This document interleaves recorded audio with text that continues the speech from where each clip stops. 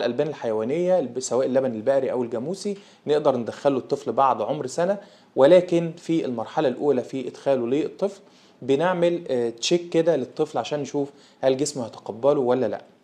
اللبن الحيواني بعد عمر سنة بيدخل مخفف في الفترة الأولى خاصة الأسبوع الأول، يعني بندي نص لبن ونص مية، يعني بنخفف الكوباية نصها لبن ونصها مية، وطبعا بنشيل الوش بتاعه بنديه للطفل.